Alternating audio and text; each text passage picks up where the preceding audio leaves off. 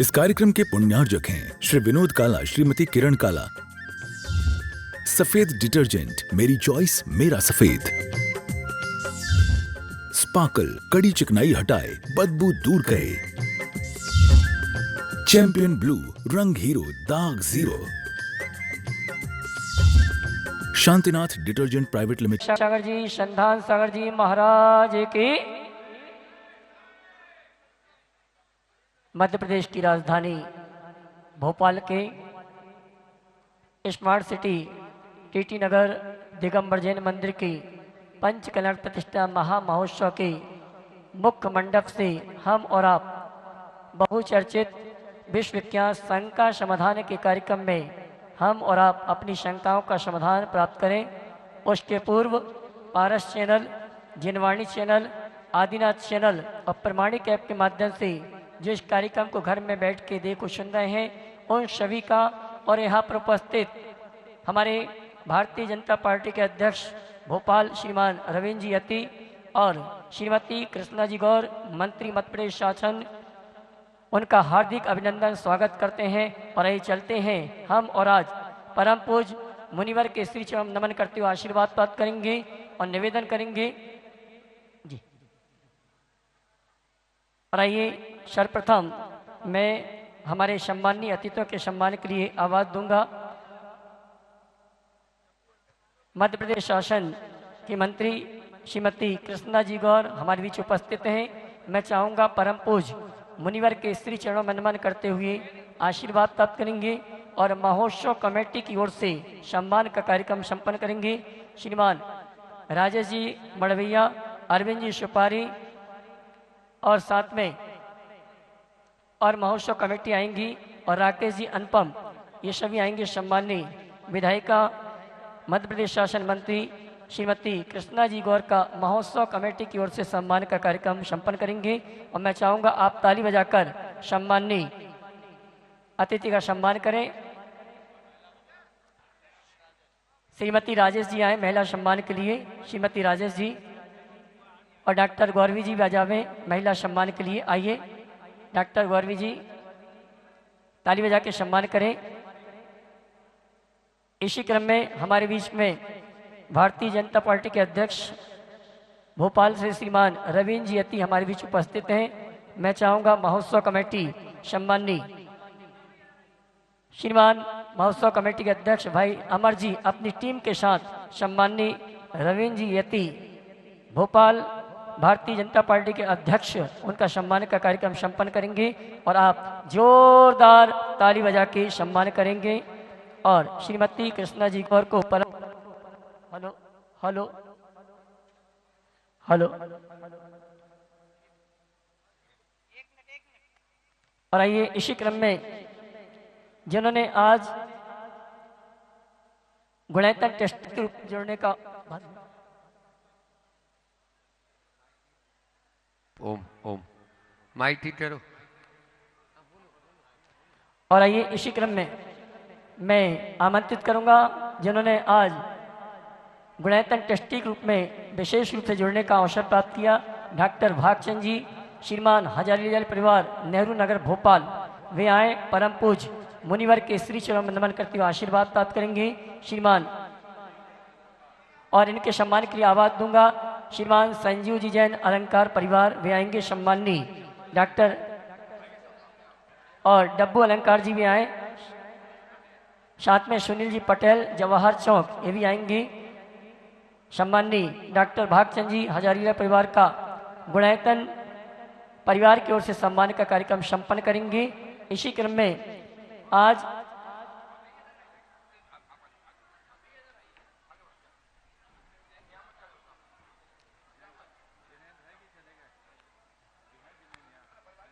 और यही चलते हैं अगले गुणैतन ट्रस्टी ग्रुप में श्रीमान महेंद्र जी, लक्ष्मी जी, गौरव जी, शिल्पी जी, अंकुर जी, सुचि जी, आर्या जी, आरनी जी, आर्थो जी, अर्थो जैन, टीटी नगर भोपाल, जिन्होंने आज गुणैतन ट्रस्टी के रूप में जुड़ने का अवसर प्राप्त किया।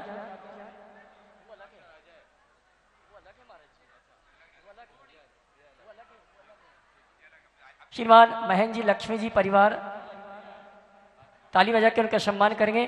और आइए चलते हैं जिन्होंने गुणायतन में शिरोमणि संरक्षक के रूप में जुड़ने का अवसर प्राप्त किया है, श्रीमान बिमल जी सरोज जी, उनके पुत्र पुत्रवधु डॉक्टर अजय जी, डॉक्टर गौरवी जी, डॉक्टर खुशी जैन, जवाहर चौक भोपाल, जिन्होंने आज गुणायतन ट्रस्टी के रूप में जुड़ने का, क्षमा करना, शिरोमणि संरक्षक के रूप में जुड़ने का अवसर प्राप्त किया है। और इनके सम्मान के लिए मैं आवाज दूंगा हमारे गुणायतन के राष्ट्रीय प्रचार मंत्री श्री अनुभव जी शराफ, श्रीमान प्रशांति जी जैन, कुलपति सेज यूनिवर्सिटी, डॉक्टर जितेंद्र जी जैन भोपाल विदिशा, ये आएंगे सम्माननीय हमारे श्री बिमल जी सरोज जी के पुत्र पुत्रवधु डॉक्टर अजय जी, डॉक्टर गौरवी जी, भैया यहीं करो ना सम्मान भैया।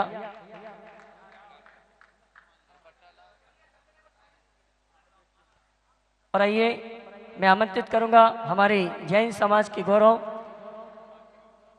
श्रीमान अमर जी भी आ जावे सम्मान के लिए अजय जी का। और आइए सम्मान के इसी क्रम में मैं सम्मान सहित आमंत्रित करूंगा हमारे जैन समाज के गौरव डिप्टी कलेक्टर श्रीमान नितिन जी जैन विदिशा हमारे बीच उपस्थित हैं। वे आए परम पूज मुनिवर के स्त्री चरणों में नमन करते हुए आशीर्वाद प्राप्त करेंगे। श्रीमती राजेश बड़वैया महिला सम्मान किया जावे।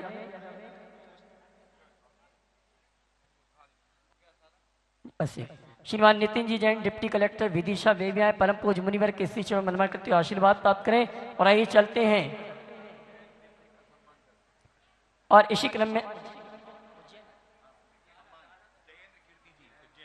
हाँ जी, हमारे बीच में उज्जैन से भट्टालक जयेंद्र जी कीर्ति उपस्थित हैं और उनके सम्मान के लिए आमंत्रित करूंगा महोत्सव कमेटी के पदाधिकारी वे आए। भट्टालक श्रीमान जयेंद्र जी कीर्ति उज्जैन।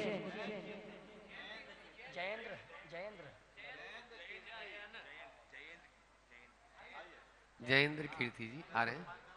आइए उज्जैन नगर से हमारे भट्टारक श्री जयेंद्र कीर्ति जी हमारे बीच उपस्थित हैं और सम्मान में महोत्सव कमेटी के अमर जी भैया अपनी टीम के साथ सम्मान का कार्यक्रम संपन्न करें। आइए अमर भैया आ जाएं।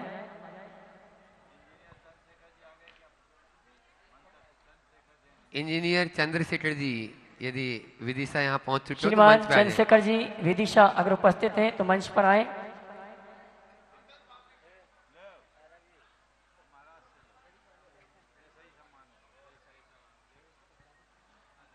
और आइए चलते हैं बिना किसी भूमिका के आप सभी की ओर से परम पूज मुनिवर संधान सागर जी महाराज से निवेदन है आगे के कार्यक्रम के संचालन के दोनों हाथ उठा के जयकारा लगाएंगे। बोले परम पूज मुनिश्री प्रमाण सागर जी महाराज की। नहीं प्रश्न के लिए ना, अच्छा ठीक है। और चलते हैं आज भगवान की जन्म कल्याण की इस पावन मंच पर गुरुवर के चरणों में और आज के प्रथम प्रश्न के लिए मैं आमंत्रित कर रहा हूं यहाँ पर जो गुणायतन से भी जुड़े हैं डॉक्टर जितेंद्र जी जैन भोपाल, वे अपना प्रश्न करें। और उसके बाद में पंकज जी प्रधान अपने बीच में यहाँ पर उपस्थित है, वे तैयार रहें। जिनका नाम बोलूं वे अपने स्थान पर खड़े हो जाएं ताकि माइक वहां तक पहुंच सके या हाथ ऊंचा कर दें।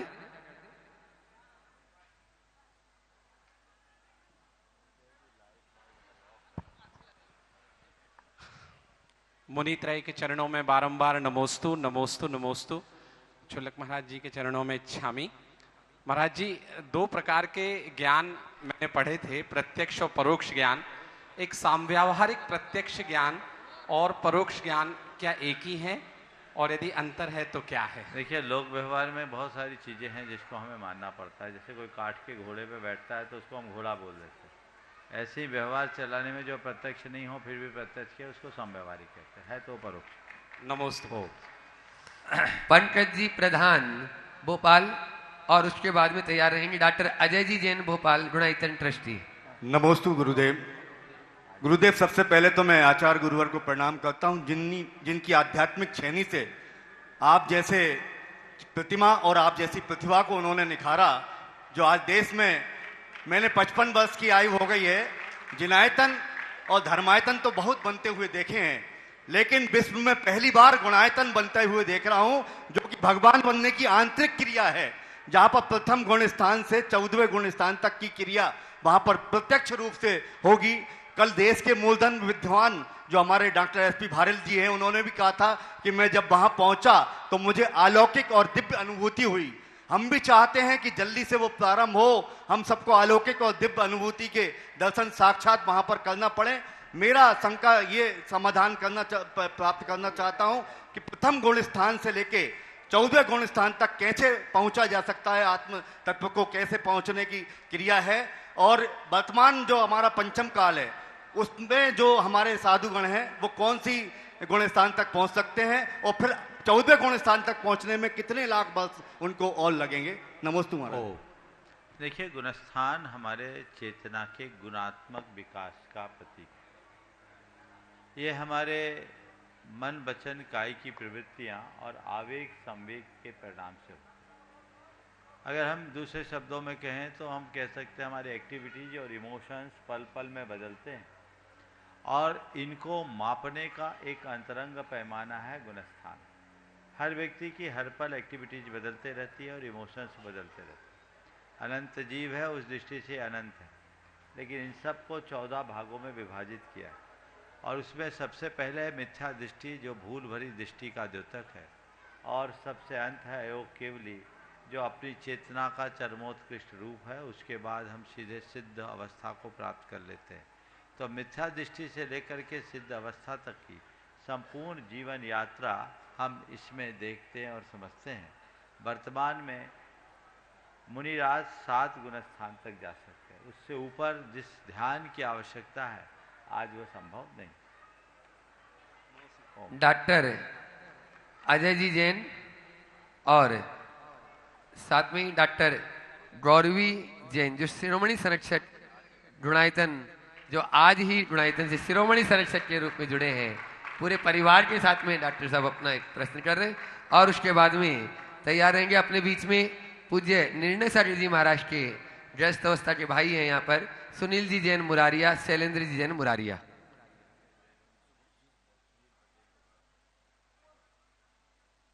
बोलो। ओ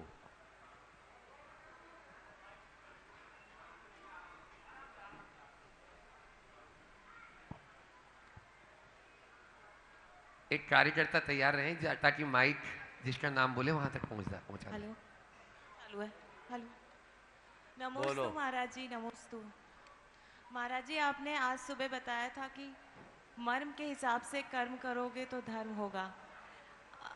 अब हमारा जो डॉक्टरी का पेशा है उसमें भी हमारा धर्म होता है। तो जब हम यहाँ बैठते हैं तो मन में आकुलता रहती है कि वहाँ मरीजों का क्या हो रहा होगा, और जब हम वहाँ रहते हैं तो मन आपके चरणों में बार बार दौड़ता है, ऐसा लगता है सब कुछ छोड़ के यहीं बैठ जाएं। तो इस मन स्थिति को कैसे बैलेंस करें, कृपया मार्गदर्शन दीजिए। मैंने कहा था कि जन्म के साथ कर्म जुड़ा है। जी महाराज जी। और कर्म हर व्यक्ति को करना ही पड़ता है, कर्म करे, पर खट कर्म से बचे। खट कर्म से बच गए तो सत्कर्म होगा, और सत्कर्म भी धर्म है। पर इसको जानने के लिए हमें जीवन के मर्म को जानना होगा। जिसने जीवन के मर्म को जान लिया वो किसी भी क्षेत्र में रहे, उसका धर्म उसके साथ है। और सबसे बड़ा धर्म अधर्म से बचना। और मैं बोलता हूं धर्म हर व्यक्ति के कार्य क्षेत्र के हिसाब से अलग अलग होता है। हमारा कैसा कार्य क्षेत्र है, हमारी कैसी भाव भूमिका है, उसके अनुरूप उसका अलग अलग तरीके से धर्म होगा। एक आम आदमी जैसा धर्म करता है, एक प्रोफेशनल व्यक्ति का वैसा धर्म नहीं होगा। जो आदमी 24 घंटे काम में लगा है, मैं समझता हूं उसका कर्म ही धर्म है। बस खटकर्म से बच जाइए, जो करिए, फिर दुनिया में कहीं रहो, हमारे हृदय में प्रभु रहे, कोई दिक्कत नहीं। इतनी बात अपना करके चले तो बहुत अच्छा होगा। मैं चाहूंगा एक बार इस डॉक्टर दंपति का, पूरे परिवार का जोरदार जोरदार अभिनंदन करें। आज इन्होंने अपनी पूरी पीढ़ियों को गुणायतन से संबद्ध कर लिया। बहुत बहुत आशीर्वाद। सुनील शैलेंद्र जी मुरारिया, जो पूज्य निर्णय सागर जी महाराज की अवस्था के भैया हैं, और उसके बाद में कर्मठ कार्यकर्ता समाज सेवी सुनील जी पटेल, वे तैयार हैं।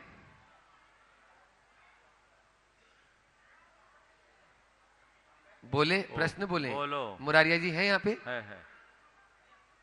बोलो भाई।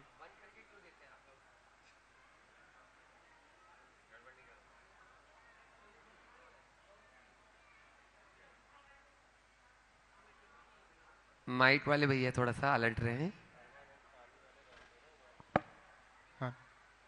ओम। पूज्य मुनि श्री के चरणों में बारंबार नमोस्तु। अलग जी छलक जी के चरणों में क्षामी। मुनि श्री, मेरा प्रश्न है कि भगवान आदिनाथ को क्या ब्रह्मा कहा जाता है? आदिनाथ भगवान को ब्रह्मा ही नहीं, ब्रह्मा विष्णु महेश सब कहा जाता है।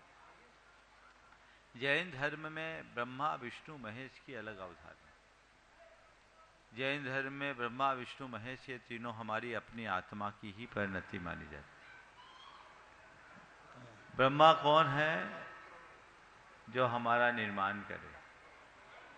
विष्णु कौन है? जो हमारा प्रतिपालन करे। और महेश कौन है? जो हमारी अशुभ वृत्तियों का विनाश करे। उस अर्थ में भगवान ऋषभदेव ने युग के आदि में इस सृष्टि के कर्म मूलक मानव सभ्यता का आविष्कार किया, इसलिए वो ब्रह्मा हुए। उनने हमारे जीवन के निर्वाह का रास्ता बताया, इसलिए वो प्रतिपालक विष्णु हुए। और उन्होंने हमें अशुभ से हटकर अपने जीवन को दुखों से मुक्त करने का रास्ता बताया, इसलिए शंकर। सुनील जी पटेल भोपाल, और उसके बाद में तैयार रहेंगे अपने बीच में सुबोध जी जैन, नगर निगम भोपाल। नमोस्तु महाराष्ट्री पटेल परिवार भोपाल, भामाशाह बेलहरा परिवार सागर एवं सद भैया परिवार भोपाल की तरफ से सादर नमोस्तु महाराष्ट्री। ओम ओम। महाराष्ट्री, मेरे को ये बताया गया था कि जो विवाह करने का जो तरीका है, श्रेष्ठतम और आदर्शमय तरीका है कि आप चक्रवर्ती विवाह करिए। तो महाराष्ट्री, हमारे साथ मेरे भाई और मेरे जो रिलेटिव 4 शादियां ऐसे चक्रवर्ती विवाह हुई हैं हमारे परिवार में, और ये चौथी मेरी हुई है। महाराष्ट्री, मेरा प्रश्न ये है कि ये श्रेष्ठतम तरीके से विवाह तो कर लिया, अब शादी के बाद, विवाह के बाद आज दूसरा दिन है, तो इस श्रेष्ठता को कैसे बरकरार किया जाए कि आपके ही जो मार्ग, आप जो पूर्ण तरीके से मार्ग फॉलो कर रहे हैं, हम भी उसमें मोक्ष मार्ग में आगे बढ़ पाएं? पहले तो मैं चाहूँगा इस परिवार का जोरदार जोरदार अभिनंदन करें। बड़ा आदर्श प्रस्तुत किया। एक संपन्न परिवार होने के बाद भी इन्होंने अपने परिवार में 4 विवाह बड़े सादगी के साथ धर्ममय तरीके से चक्रवर्ती विवाह किया, धर्म क्षेत्र में संपन्न किया। अभी 2 दिन पूर्व ही शायद तुम विवाह के संबंध में बंधे हो, और ये दोनों छोर से, इधर से ये पटेल परिवार और सागर से बिलहरा परिवार, दोनों हमारे समाज के एक प्रसिद्ध, प्रतिष्ठित और संपन्न परिवार, और उनमें जब ऐसा आदर्श उपस्थित होता है तो लोगों के लिए बड़ा अनुकरणीय बन जाता है। सबको ऐसे अनुकरणीय आदर्श का परिचय देना चाहिए। और ये मुझे प्रसन्नता है कि ये प्रेरणा तुम युवाओं के मन में खुद हुई, ये बहुत सकारात्मक परिणाम है। बंधुओं, एक बात मैं इस संदर्भ में जरूर कहूँगा कि हमारे शास्त्रों के अनुसार विवाह कहाँ होना चाहिए। आजकल डेस्टिनेशन वेडिंग का चलन हो गया, आप 5 सितारा होटलों में करते हैं, ये बिल्कुल भी गलत है। हमारे यहाँ लिखा है, क्वचित पुण्याश्रमे सिद्ध प्रतिमा साक्षी के। किसी पवित्र स्थल पर विवाह होना चाहिए और भगवान की प्रतिमा की साक्षी में होना चाहिए। अब बताओ, जो आपके वेन्यूज होते हैं वो क्या पवित्र स्थल है? जहां मौज मस्ती भी खूब होती है और सब प्रकार की हिंसा भी होती है। आज तुम्हारा विवाह हुआ, 4 घंटे पहले किसी की कराह आई, क्या होगा? ये फैशन खत्म करना चाहिए और शास्त्र में प्रतिपादित प्रक्रिया के अनुरूप ही सारा कार्य करना चाहिए।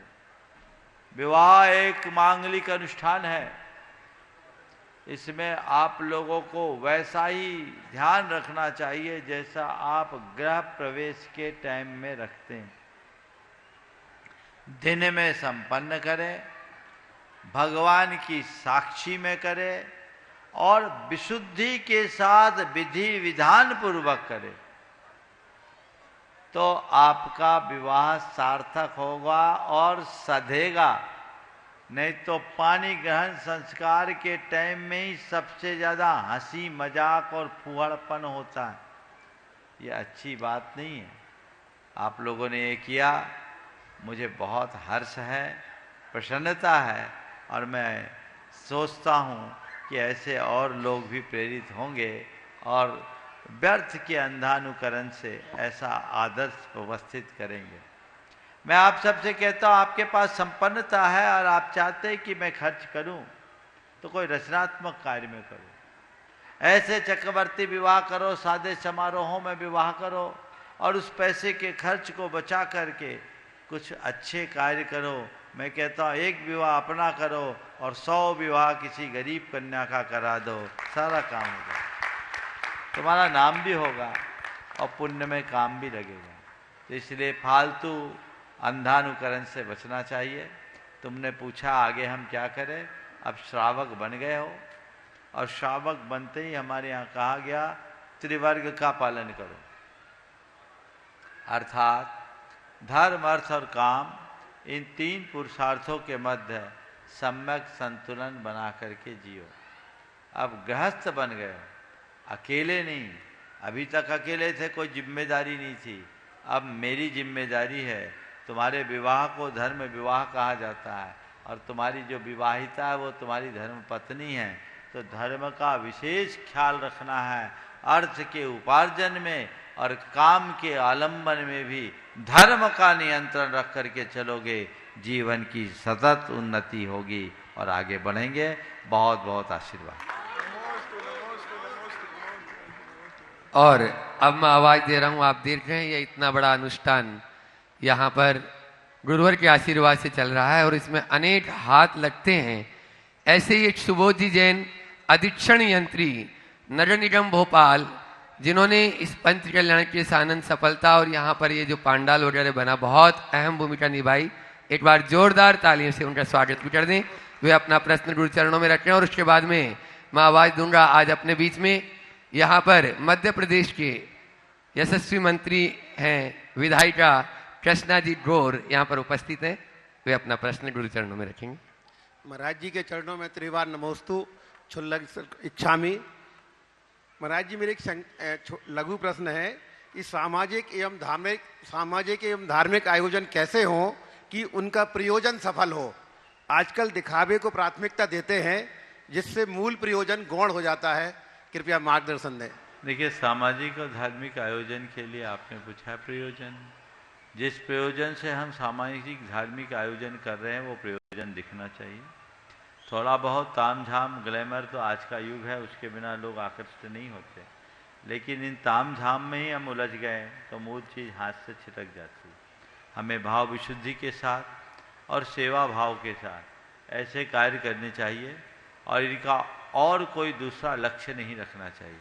यदि ये बातें अपना करके हम चलेंगे तभी ये सब साथ।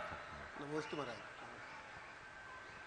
पीड़ितों और दलितों के उत्थान में जो अपना योगदान दे रही हैं पिछड़ा व अल्पसंख्यक कल्याण मंत्री विभाग जिनके पास में है ऐसी कृष्णा जी गौर अपने बीच में जोरदार तालियों से उनका स्वागत कर दें। और उसके बाद में तैयार रहेंगे जिला प्रमुख भाजपा रविंद्र यतीज जी। गुरुवर के चरणों में नमोस्तु। गुरुवर, मेरी जिज्ञासा का समाधान आप मेरे प्रश्न का उत्तर देकर करेंगे। जिस क्षेत्र में हम काम कर रहे हैं उसमें मान सम्मान पद प्रतिष्ठा है तो हमें सम्मान मिलता है। हम स्वयं के लिए ऐसा क्या करें कि ये मान सम्मान हमेशा हमारे साथ बना रहे? ये बहुत समाधान अच्छा, आपसे चाहती हूँ। बहुत अच्छा सवाल आपने किया है। बस सही बात है। जब कोई हमारा अग्रणी होता है तो लोग उसे मान सम्मान देते हैं। आपने पूछा है कि लोग मान सम्मान देते हैं, उससे हमारे मन में अभिमान न रहे और ये मान सम्मान सदा बना रहे, उसके लिए हम क्या करें? दो काम करें। पहला तो जिस लिए मान सम्मान मिल रहा है उसका ध्यान रखें। लोग मुझे जो मान दे रहे हैं, जो मुझे सम्मान दे रहे हैं, वो मुझ व्यक्ति के लिए नहीं दे रहे हैं। मुझे जो दायित्व मिला है और उसके माध्यम से मुझे जो सेवा का अवसर मिला है उसके लिए। अगर ये ध्यान में रहेगा तो आपके मन में कभी अभिमान नहीं आएगा। और जो दायित्व मुझे मिला है मैं उसको निभाऊं तो मान सम्मान भी मिलता रहेगा। तो अपने आप को हम एक आम आदमी माने। हमें दायित्व मिला इसलिए सम्मान मिल रहा है। ये सम्मान मेरा नहीं, मेरे लिए दिए गए दायित्व का है। और ये दायित्व भी मुझे यूं ही नहीं मिला, मुझे यहां तक पहुंचाने वाले लोगों के बदौलत मिला। तो लोगों ने मुझे यहां तक पहुंचाया तो कायदे से ये सम्मान मेरा नहीं, जिन्होंने मुझे यहां पहुंचाया उनका है। ये सोच। और जिस लिए मुझे ये सम्मान मिला है, मिल रहा है, मुझे वो करते रहना है। यदि भाव मन में बना रहे तो व्यक्ति शिखर पर चढ़ करके भी विनम्रता की मूर्ति रह सकता है। नमस्ते गुरुदेव। अपने बीच में भाजपा की जिला प्रमुख रविंद्र यतीज जी यहाँ पर उपस्थित हैं। वे भी गुरु चरणों में अपनी विनयाञ्जलि के साथ में प्रश्न कर रहे हैं और उसके बाद में तैयार रहेंगे गुणायतन ट्रस्टी नेहरू नगर से ममता जैन, डॉक्टर बीसी जैन। गुरुजी, आपके श्री चरणों में प्रणाम। मैं कोलार का लगभग 30 साल से निवासी हूँ। एक बार आप हमारे कोलार में आ चुके हैं। वहाँ 5 जैन मंदिर हैं। जितने दिन आप वहाँ रहे थे वो वातावरण, उस सुख को मेरे दिमाग से निकलता नहीं है, दिल दिमाग से। तो आज कोई प्रश्न तो नहीं है, मन में एक बात आ रही थी कि अगर आप दोबारा कोलार आएंगे तो मैं धन्य महसूस करूँगा और पूरा कोलार की धन्य। बहुत अच्छी बात है भावना भाई है। कोलार का भी संस्कार उपवन तो कोलार में ही है ना। आगामी 1 और 2 तारीख का कार्यक्रम वहाँ के लिए सुनिश्चित है। आप अभी से उसे सुरक्षित कर लें। जी प्रणाम। ममता जी Jain, doctor BC Jain, Nehru Nagar Gunayatan trustee. और उसके बाद में आज अपने बीच में चंद्रशेखर जी जैन विदिशा, जो इतना बड़ा सम्मित सीटर की उस पावन धरा पर उपक्रम हो रहा है गुणायतन, उसके आर्किटेक्ट चंद्रशेखर जी अपने बीच में। और इस मंदिर टीटी नगर के भी आर्किटेक्ट वही हैं जिनकी देखरेख में यह विशाल जिनालय बन रहा है। आ जाएं चंद्रशेखर जी, यहाँ मंच पर उपस्थित हो जाएं, मंच पर आ जाएं। नमोस्तु महाराज श्री। नमोस्तु महाराज श्री। ये प्रश्न मेरी सासू माँ का है। उनका कहना है कि आज के इस युग में सभी सुख सुविधाएं तो हर किसी को आवश्यकता से अधिक प्राप्त है, परंतु शारीरिक मानसिक रूप से परेशान बहुत हैं लोग। तो इन परेशानियों से बचने के लिए क्या करें? बहुत अच्छी बात है। सुविधाएं तो बहुत है पर मानसिक उलझने बहुत है। उन सब से बचने के लिए एक इन सुविधाओं का मोह त्यागना हो। जितनी जितनी हम सुविधाओं के आदी और अभ्यासी बनेंगे हमारी उलझने बढ़ेगी। हम साधनों से ऊपर उठकर साधना की तरफ उन्मुख हों, सारा रास्ता प्रशस्त हो। नमोस्तुते। और विदिशा से चंद्रशेखर जी जैन अपने सुपुत्र के साथ में, भतीजे के साथ में, और यहाँ की ट्रस्ट कमेटी और सम्मानकर्ता अरविंद जी सुपारी, राजेश जी पारस होम्स और अमर जी जैन अध्यक्ष और पवन जी सुपर वहीं चले जाएं। प्रश्न के बाद में वे सम्मान कर देंगे। आप लोग जोरदार तालियों से एक बार चंद्रशेखर भैया का सम्मान कर दें। और उसके बाद में तैयार रहेंगे राजेंद्र जी जैन जो प्रमाणित समूह से जुड़े हैं बावड़िया कला भोपाल से। महाराज श्री के श्री चरणों में मेरे और मेरे परिवार की तरफ से बारंबार नमोस्तु नमोस्तु नमोस्तु। महाराज श्री, ये जिनालय पूर्ण हो जाएगा और उसमें कुछ कार्य शेष रहेगा, तो उस शेष कार्य को हम पूरा करते वक्त चूंकि भगवान विराजमान हो जाएंगे तो हमें क्या क्या सावधानी रखना चाहिए जिससे श्री जी का अभिनय हम लोगों से ना हो। बहुत अच्छी बात है। पहले तो मैं चाहूँगा एक बार इस प्रतिभा का कर दीजिए, आप लोग जल्दी से सम्मान कर दीजिए, जल्दी। अमर वहीं जाके कर दो, वहीं जाके कर दो, फटाफट पहुंच जाए। पंच कल्याण कमेटी और यहाँ की कमेटी अमर जी के साथ में जल्दी वहीं जाके करो ना भाई। मैं कह रहा था एक बार इनका जोरदार अभिनंदन करें। छोटे कद में बड़ी प्रतिभा के धनी हैं और ये बहुत लगन से काम कर रहे हैं। आप देख रहे स्मार्ट सिटी में स्मार्ट मंदिर जो आकार लेने जा रहा है वो इनके ही मेहनत का फल है, इनकी दिशा और दृष्टि का फल है।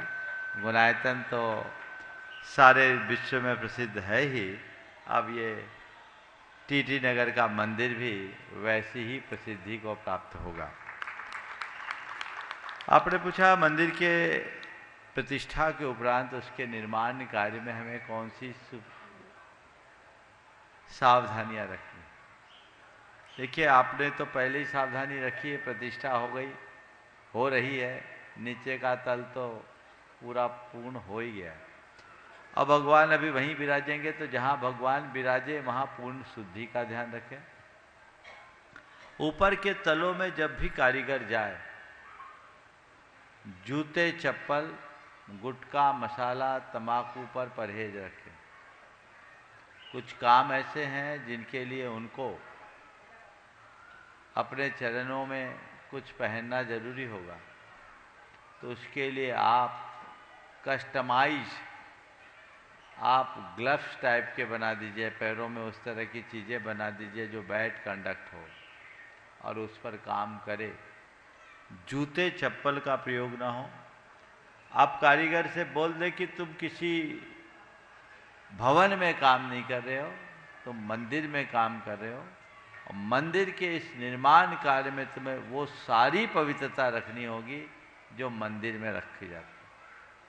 नहीं तो ये ऊपर के तल का काम है, ये शिखर का काम है, ये बाहर का काम है, ये उचित नहीं है। व्यवस्थापकों को भी इस पर ध्यान देना है। कारीगरों को हम सुविधा दें, उनको किसी चीज़ की तलब हो तो भले बीच में ब्रेक कर दें, बाहर आए, लेकिन अंदर ये सब कोई काम नहीं होना चाहिए, तभी इसकी विशुद्धि बन पाएगी। नमोस्तु महाराज। आगे प्रामाणिक समूह से राजेंद्र जी जैन, बावड़िया कला भोपाल, दीजिए वहाँ माइक। और उसके बाद में आज अपने बीच में उज्जैन से भट्टारक जयेंद्र कीर्ति जी यहाँ पर उपस्थित हैं। वे अपना प्रश्न करेंगे। माइक किसके पास? चलो पहले भट्टारक जी को दे दो, तब तक उधर दो।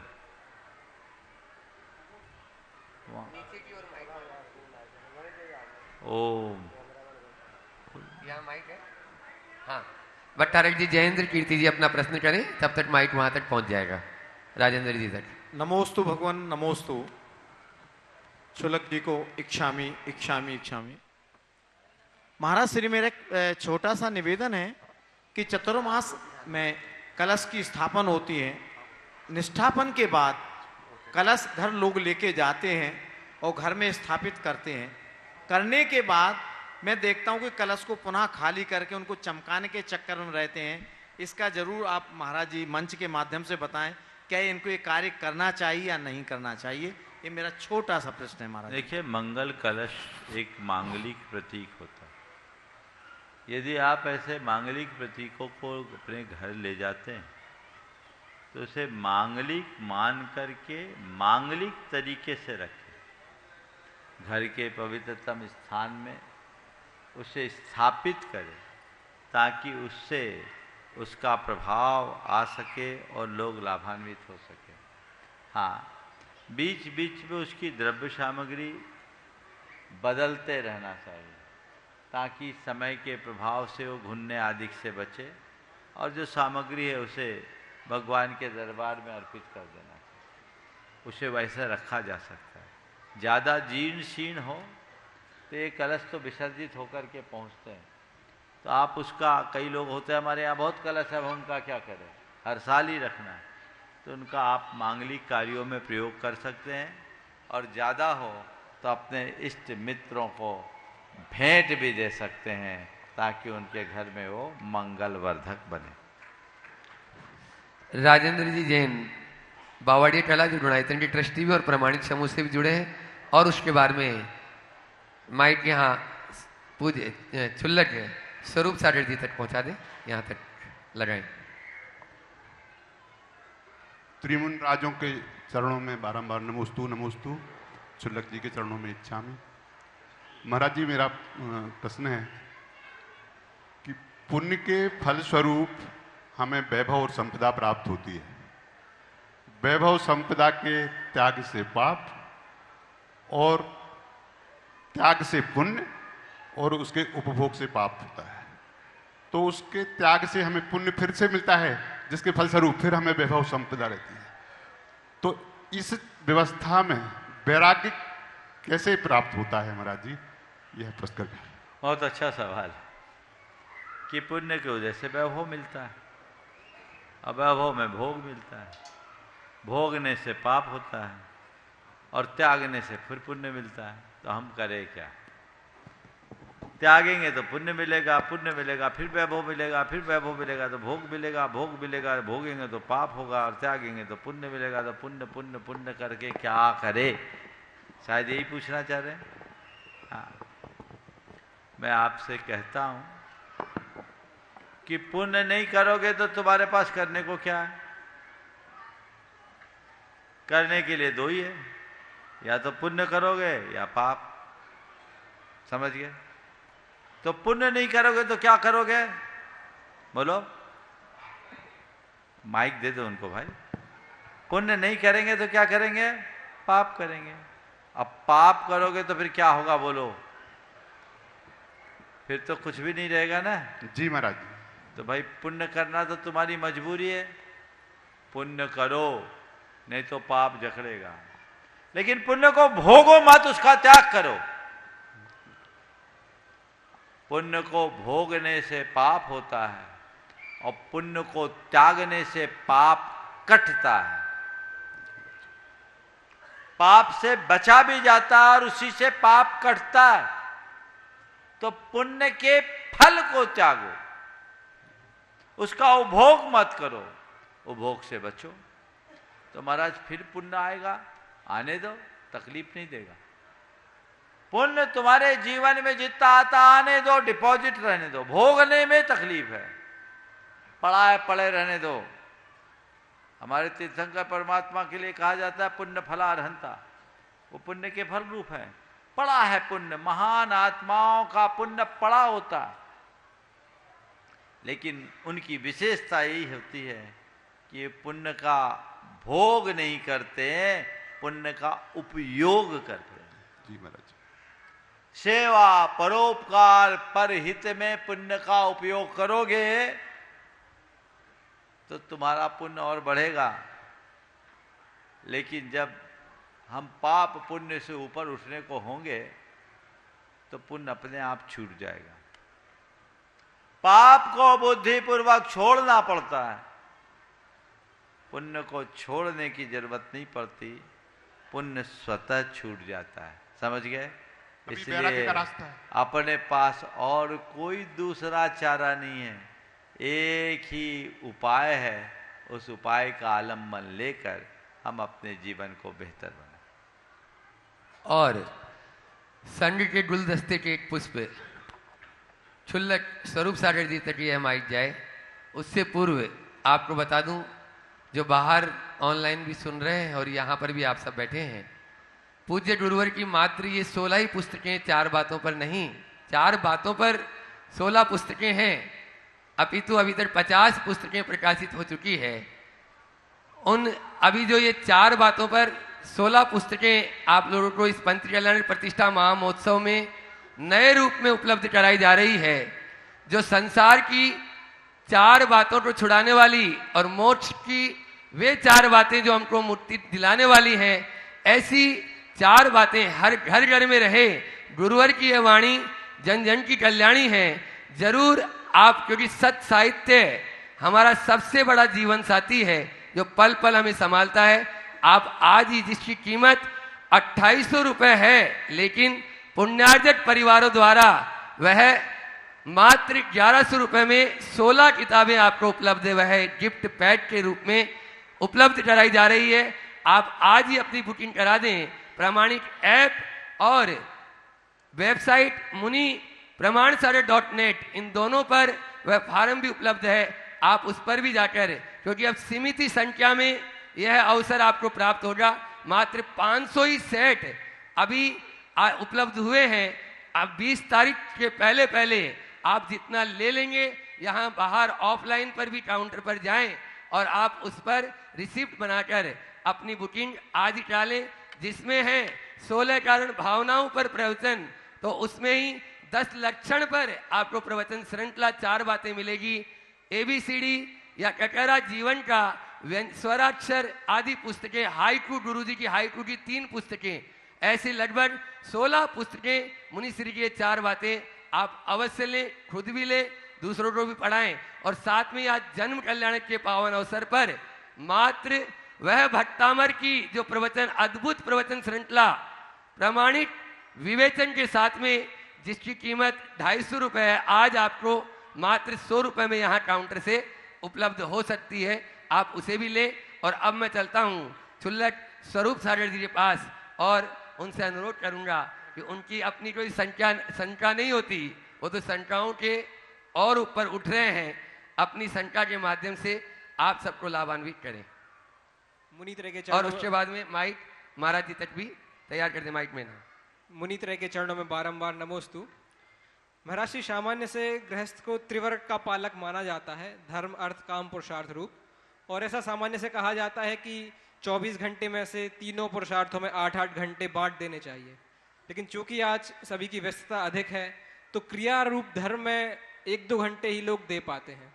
तो महाराज श्री ऐसी और क्या क्रियाएं या ऐसे क्या भाव किए जाएं ताकि धर्म पुरुषार्थ का काल बढ़ सके, और क्या कोई ऐसा भी तरीका है कि सारे पुरुषार्थ धर्म रूप हो जाएं? देखिए, ये जो व्याख्या की जाती है कि 3 पुरुषार्थ को 24 घंटे में 8-8 घंटे के लिए बांट ले, मुझे ये व्याख्या ही सुसंगत नहीं दिखती।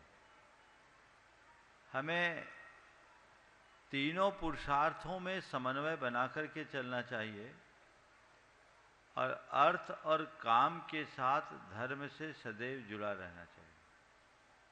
कुछ भी करे, हमारे साथ हमारा धर्म 24 घंटे बने रहना चाहिए। हम मंदिर में भगवान की पूजा करते समय धर्म करते हैं, वो तो करे ही। हम मंदिर में धर्म करते हैं तो मंडी में भी धर्म करें। भगवान के दरबार में धर्म करते हैं तो अपने दफ्तर में भी धर्म होना चाहिए। प्रभु के सामने यदि हमारा धर्म है तो प्रिया के सामने भी धर्म होना चाहिए। संसार की किसी भी क्रिया में रहो, धर्म हमेशा जुड़े रहना चाहिए। इसका मतलब क्या है? मतलब एक ही है, कि धर्म हमारी क्रियाओं तक सिमट कर न रहे, वो हमारे प्रत्येक विचार और व्यवहार में प्रतिबिंबित रहे। आप धन का उपार्जन कर रहे, अर्थोपार्जन कर रहे, उसमें धर्म मतलब दुकान में माला गिने, पूजा पकड़े, उसकी जरूरत नहीं। अनीति और अन्याय से बच जाओ, ये तुम्हारे अर्थोपार्जन का धर्म है। काम का आश्रय ले रहे, उसमें धर्म, इसका मतलब नैतिकता और मर्यादाओं से जुड़े रहो, लंपटता से बच जाओ, ये तुम्हारा धर्म है। यौन सदाचार का पालन कर लो, ये तुम्हारा धर्म है। तो हर क्रिया में धर्म जुड़ा रहना चाहिए, और यदि हम ऐसा करते हैं तभी सच्चे अर्थों में धर्मात्मा होंगे। अन्यथा हमने भगवान की पूजा की और बाहर आकर जिसकी पूजा की उसी की हत्या कर दी, क्या होगा? लोग खूब मगन होकर के पूजा करते हैं और उतने ही लीन होकर पाप भी करते हैं। जितनी तन्मयता से भगवान की पूजा, यदि पाप में भी वैसी ही तन्मयता है, तो तुमने अभी सही बात जानी नहीं है, ऐसा समझना चाहिए। आगे और चलते हैं पूज्य मुनि श्री के चरणों में, जिन्होंने शरद पूर्णिमा के पावन दिन महाव्रतों को अंगीकार कर मोक्ष मार्ग के जो पथ पर अडिट बढ़ गए, ऐसे पूज्यवर के चरणों में नमोस्तु निवेदित करते हुए कि वे भी अपनी संख्या के माध्यम से हम सबको ज्ञान की गंगा में अवधान करने का अवसर प्रदान करें। पूज्य मुनिश्री जी। मुनिश्री को नमोस्तु करते हुए पंच कल्याणक महामहोत्सव का आज यह तृतीय दिवस जन्म कल्याणक महोत्सव मनाया गया। नाभि राय और मरु देवी के काम पुरुषार्थ के फल स्वरूप एक ऐसी संतान का जन्म हुआ जो कि विश्व को आलोकित करने वाली है। परिस्थितियां बदल रही हैं और लोग विवाह तो करना चाहते हैं, और विवाह करने के बाद संतान को जन्म देना कितना अनिवार्य है। क्या विवाह किया जाए और संतान को जन्म ना दिया जाए तो क्या उस दाम्पत्य जीवन की सफलता मानी जा सकती है? और यदि संयम का तो पालन नहीं करते हैं किंतु असंयम करते हुए भी अनेक प्रकार के हम संतान ना हो, ऐसे जो उपक्रम आज प्रचलित में आ रहे हैं, ये उपक्रम का प्रयोग करना इस पारिवारिक जीवन के लिए कहीं ये हमारे लिए हमारे कर्तव्यों से दूर तो नहीं कर रहा है? और संतान को जन्म देना क्या अनिवार्य ही है? क्योंकि एक तरफ आप लोग कहते हैं, मुनिगण कहते हैं कि संसार हमारा कम होना चाहिए, और दूसरी तरफ ये भी उपदेश सुना जाता है कि धर्म प्रवाह के लिए संतान का होना भी जरूरी है। तो संसार को कम करने की बात है कि संसार को बढ़ाने की बात है? दोनों में सामंजस्य कैसा बैठा जाए? इस जन्म कल्याण के दिवस पर आपका सदुपदेश प्राप्त हो। नमोस्तु। बहुत ही प्रासंगिक सवाल महाराज श्री ने पूछा है। ये बड़ी विडंबना है कि आज लोग अपनी मूलभूत संस्कृति से विमुख होकर पाश्चात्य संस्कृति का अंधानुकरण कर रहे हैं। विवाह करने का उद्देश्य क्या है, वो आज लोगों के हाथ से छिटक रहा है। विवाह के उद्देश्य में ही 3 उद्देश्य बताए गए। पहला है धर्म संपत्ति, और दूसरा है प्रजा उत्पत्ति, तीसरे क्रम में है रति। तो प्रजा की उत्पत्ति विवाह का एक बड़ा उद्देश्य है, मूल उद्देश्य, क्योंकि संतति के बिना संस्कृति आगे नहीं बढ़ सकती। इसलिए अगर किसी ने विवाह किया है तो उसे चाहिए कि वो प्रजा की भी उत्पत्ति रखे, संतति को आगे बढ़ाए। बीज बोए और फल ना खाए, ये कैसी बात? हमने बीज बोया है तो फल खाने के लिए तैयार होना चाहिए, और यही हमारी सांस्कृतिक परंपरा है, पहचान है, हमें इसे अक्षुण्ण बनाए रखने की कोशिश करनी चाहिए। महाराज, अगर आपकी बात मान लें और पुराने लोगों की तरह यदि हम ऐसा करने लगे, तब तो फिर जनसंख्या की समस्या और बढ़ जाएगी, और ऐसी दुनिया में जनसंख्या एक बड़ी समस्या का रूप ले रही है। हम उस पर नियंत्रण कैसे करें? मैं आपसे कहता हूं, यदि आप संतति का नियंत्रण भी करना चाहते हैं तो संतति के नियंत्रण के लिए कृत्रिम रास्ता ना अपनाएं। संतति के नियंत्रण का आधार संयम है। संयम के साथ संतति को नियंत्रित करें। आप अपनी भोगा शक्ति को तो मंद न करो और संतति न चाहो, ये कतई उचित कार्य नहीं। संतति नहीं चाहिए, संयम रखें। आजकल चिकित्सक कहते हैं महीने में कुछ दिन का ब्रह्मचर्य हो जाए तो उन्हें संतति के नियंत्रण के लिए किसी कृत्रिम उपाय की जरूरत नहीं है, ऐसा कहते हैं। हाँ, बहुत सारे लोग हैं कि आपको अपने ऊपर संयम रखने की जरूरत है। किसी भी प्रकार की संतति नियंत्रक साधन के अपनाने की कोई आवश्यकता नहीं। न गोली खाने की जरूरत है, न ऑपरेशन कराने की जरूरत। आप नैसर्गिक जीवन जिए, संयम के साथ अपना वर्तन करें, और एक बात अपने हृदय में बिठाएं कि हमें मनुष्य जीवन मौज मस्ती और भोग विलास के लिए नहीं मिला। ये मनुष्य जीवन नर से नारायण बनने के लिए मिला है। हमें वो रास्ता अपनाना है।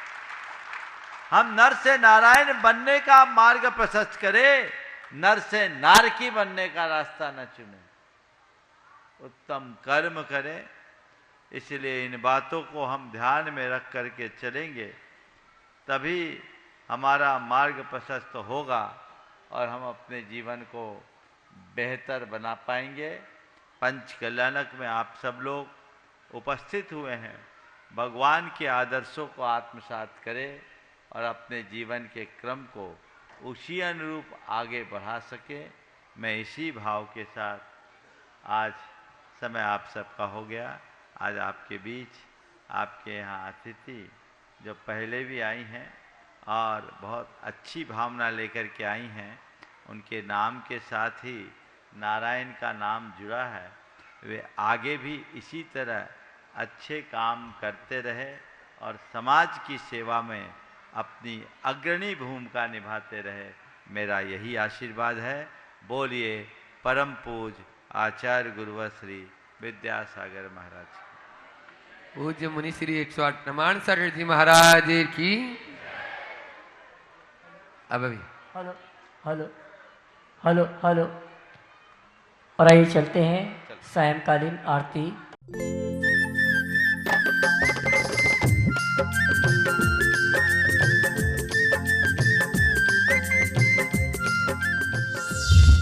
इस कार्यक्रम के पुण्यार्जक हैं श्री विनोद काला, श्रीमती किरण काला। सफेद डिटर्जेंट, मेरी चॉइस मेरा सफेद। स्पार्कल, कड़ी चिकनाई हटाए, बदबू दूर करे। चैंपियन ब्लू, रंग हीरो, दाग जीरो।